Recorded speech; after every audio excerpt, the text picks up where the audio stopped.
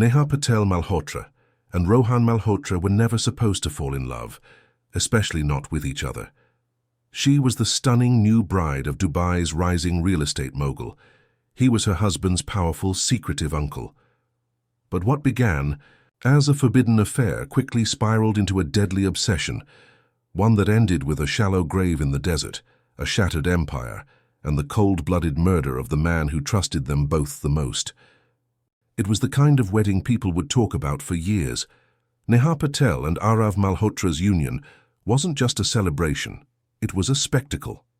Held in the heart of Dubai, every element of the ceremony screamed wealth, power, and precision. The bride arrived in a diamond-studded lehenga, designed by a world-renowned fashion house, while the groom wore a custom sherwani with gold threadwork imported from Italy. The venue, a private resort just outside the city, had been entirely booked for the 5-day event. Helicopters flew overhead capturing drone footage. News channels from India and the Middle East broadcast highlights. From Bollywood celebrities to international dignitaries, the guest list read like a who's who of the elite. To the public, Neha and Arav appeared to be the perfect match. Beautiful, successful, and madly in love. Neha, 28, came from a family of industrialists in Mumbai. Groomed in international schools, she carried herself with elegance and poise. Arav, 31, was already a well-known figure in the Dubai real estate scene, managing massive projects under the Malhotra family banner. Their wedding was framed as the merging of two powerful dynasties. The smiles, the vows, the carefully staged photographs all gave the impression of a fairy tale romance. But beneath the layers of silk and satin, something far more sinister was brewing. What no one saw, what no one even imagined, was that Neha had already become deeply involved in a relationship with someone else, not a past lover, not a fleeting fling. The man she had been seeing in secret was none other than Arav's uncle, Rohan Malhotra. Rohan was 48, a widower with no children. He had always been the quiet force behind the Malhotra empire, rarely in the spotlight, but instrumental in key decisions. His wealth was substantial, and his influence even more so. Unlike Arav, who was energetic and modern in his approach, Rohan was reserved and calculating. Where Arav was growing the business in public, Rohan operated from the shadows, managing old money, silent partnerships, and offshore accounts. Neha had first met him at a Malhotra Foundation charity gala 6 months before the wedding. It was a brief conversation at first, something casual and polite, but there was an instant, undeniable spark. Over the following weeks, they kept crossing paths, family dinners, business functions, and social events, and each time their conversations grew longer, more private, more loaded with tension. One night, after a company banquet, things crossed. The line. It started with a drink, then a shared ride, then a kiss neither of them expected or resisted. From that moment on, their connection became something darker. Neha knew it was wrong. She was engaged to Rohan's nephew, about to become part of the Malhotra legacy. But the thrill of secrecy, the allure of danger, and Rohan's commanding presence pulled her in deeper. What started as a mistake became a habit, and eventually it became a strategy. Neha wasn't in love with Arav. She admired his status, yes, she appreciated the life he could provide. But it was Rohan who had her heart, or perhaps her ambition. He whispered promises of a future where they wouldn't have to hide. He told her that Arav didn't deserve her, and slowly, those whispers turned into something darker, something deadly. After the wedding celebrations faded and the final guests flew back to their homes, Neha stepped into her new life as Mrs. Neha Malhotra. The press continued to praise the grand affair, publishing glamorous photos of the couple, calling them the new face of modern Indian luxury. To the outside world, Neha had it all: a wealthy husband, a name that carried prestige, and a life surrounded by comfort and influence in one of the most opulent cities on earth. But behind the scenes, Neha was living a lie. The mansion she now called home felt more like a carefully staged theater. Every smile at dinner, every walk hand in hand with Arav in front of the cameras, was a performance. Her days were filled with social events, charity fundraisers, and luxury shopping sprees, But her nights told a different story. When Arav traveled for business, which was often, Neha would slip away. She would make up excuses, visits to friends, private spa treatments, charity meetings. In reality, she was spending those evenings at a sleek, modern penthouse near Dubai Marina, a secret apartment owned by Rohan Malhotra. Rohan kept their affair hidden with care. He knew how high the stakes were. Being caught wouldn't just be embarrassing. It would ruin reputations, tear apart the family, and potentially dismantle the Malhotra empire. But the secrecy only made their connection stronger. For Neha, it was a dangerous escape from a marriage she had never truly wanted. For Rohan, it was a twisted blend of passion and power. With every meeting, every touch, every whispered conversation, their bond grew darker, more possessive, more unstable. At first it was only an affair, but soon they began to talk about Arav, not as a husband or a nephew, but as an obstacle. Neha complained about his coldness, his long absences, his growing suspicions. Rohan, whose relationship with Arav had always been tense due to business disagreements, began to speak about him with resentment. It was clear that Rohan had never approved of Arav's rapid rise in the family business. While Rohan had spent decades building the foundation, it was Arav who had become the face of the empire. As months passed, Arav began to notice small things. Neha was often distracted, always on her phone. She showed little interest in their plans or his work. She would avoid intimacy, making excuses or leaving the room.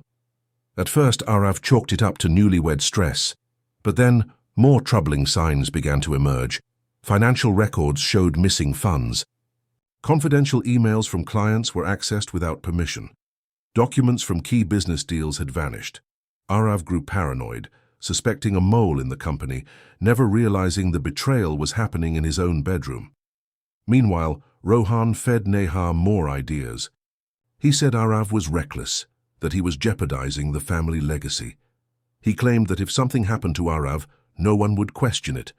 Accidents happened all the time, especially in high-stakes business.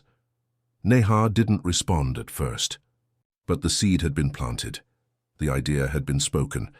Arav was no longer just a husband, he was a target. And in the shadows of the Dubai skyline, Neha and Rohan continued building their secret life, blind to how fast it was unraveling. The morning sun rose over Dubai, casting a golden hue across the city's towering skyscrapers and quiet desert edges.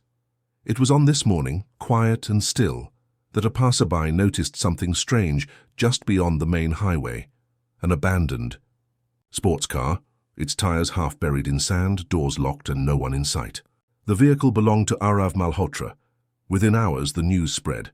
Arav had been reported missing by his staff after failing to arrive at an important investors' meeting. Calls to his phone went unanswered. Security footage showed his car, leaving the city late the night before, but no return was recorded. A search operation began immediately. The Malhotra family was frantic, and so was the media. The face of Dubai's youngest real estate tycoon was now plastered on every screen, captioned with one question: "Where is Arav Malhotra?" The police combed through the area near the abandoned car. Tire tracks, footprints, and disturbed sand led investigators further into the desert. Then, after several hours of searching under the punishing heat, a shallow grave was found. Covered hastily with sand and loose stones, it wasn't hidden well enough. When police uncovered the grave, they found Arav's body, wrapped in plastic. Sheeting, beaten, and shot through the chest, the scene was brutal. One investigator would later describe it as not a robbery gone wrong, but a personal execution. The city was shaken. Dubai, known for its image of safety and order, was suddenly the backdrop of a high-profile murder. The Malhotra family, one of its wealthiest, had suffered a devastating blow. News outlets around the world speculated endlessly. Was this a business rival? A kidnapping gone wrong? A political message? At the center of attention was Neha. Cameras captured her stepping out of the Malhotra estate, dressed in mourning, head lowered, silent and grieving. Her expressions were somber, her posture poised. She didn't answer questions from reporters, and she rarely appeared in public. Friends described her as heartbroken. To outsiders, She was the perfect picture of a grieving widow. But behind the scenes, the investigation was moving rapidly. Police began to dig into Arav's business dealings, personal relationships, and digital records. One officer noticed an anomaly in Arav's phone data. In the hours leading up to his death, a device registered close to his location was not his own, but one that had been in contact with him frequently in recent weeks. Tracing it led investigators to a burner phone, an unregistered, prepaid device hidden in a luxury apartment near Dubai Marina. Surveillance footage from the building showed something that shifted the investigation completely. Neha had been there repeatedly, not for charity work, not for business, but late at night, sometimes staying until morning. Further examination of the apartment's lease and bank records revealed the name of the tenant, Rohan Malhotra. It was the first real crack in the story Neha had crafted.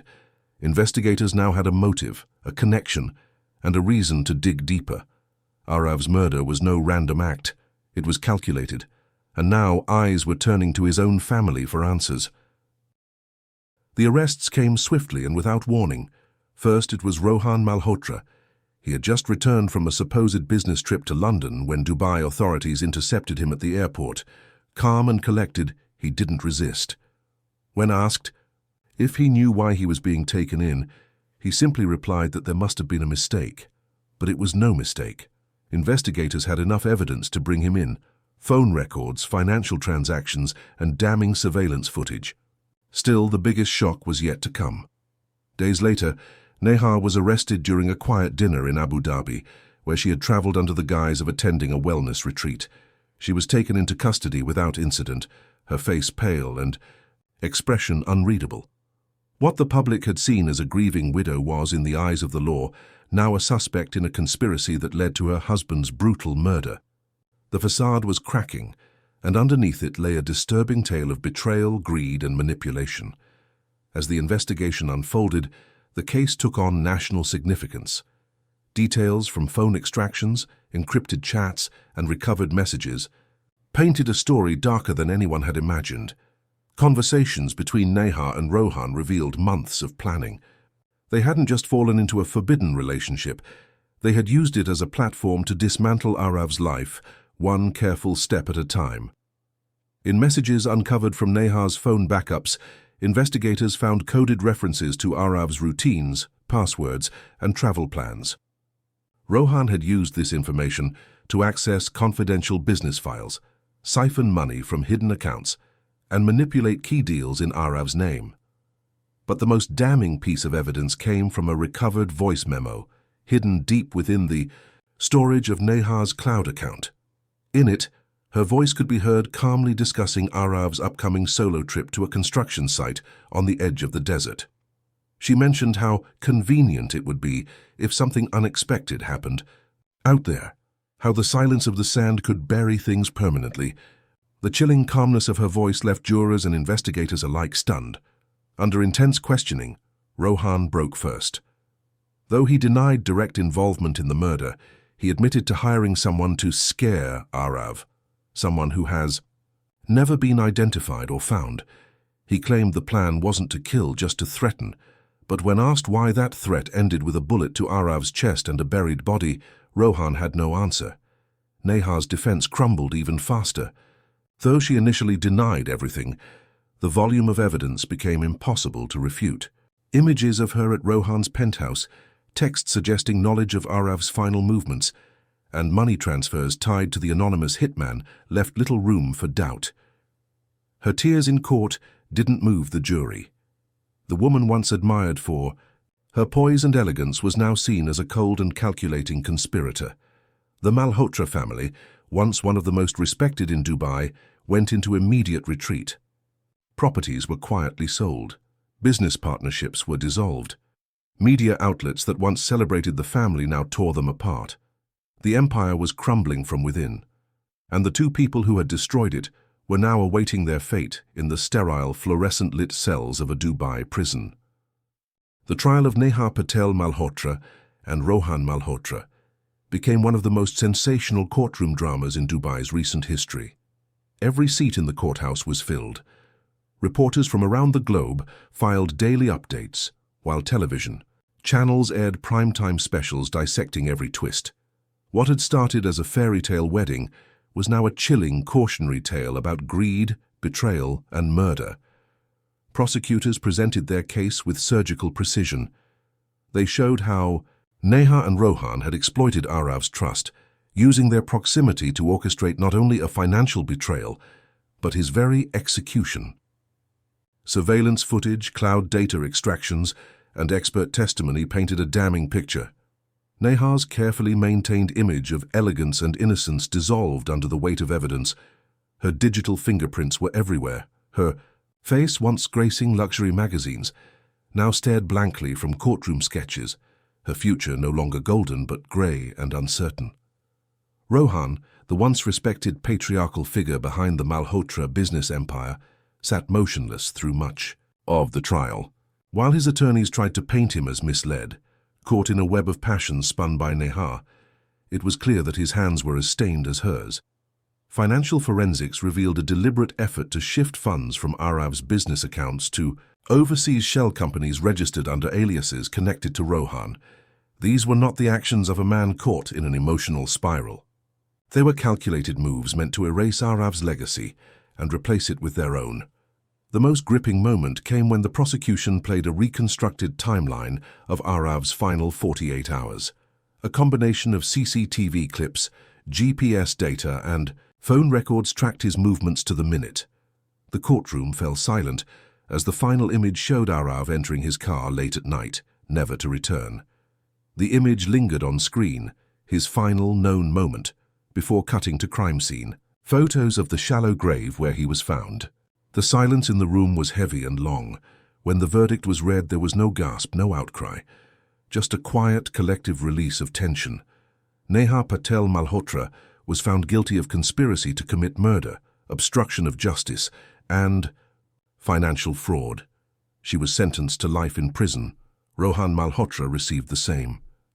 The court did not extend leniency. There were no emotional breakdowns, no last-minute pleas. The damage had been done. Arav was gone, and the empire he built had been hollowed out by those closest to him. In the aftermath, the Malhotra name all but disappeared from Dubai's skyline. Several business ventures were seized or liquidated. Partners distanced themselves. Properties were auctioned off quietly. The once powerful family retreated into obscurity, a legacy shattered by ambition and deceit. Neha and Rohan now exist behind. Walls that echo with silence, far removed from the marble halls and luxury towers they once called home. Their story is no longer about love or wealth. It is a warning. Beneath the glittering surface of privilege, darkness can fester unnoticed. And when it is finally exposed, the fall is always louder than the applause that came before.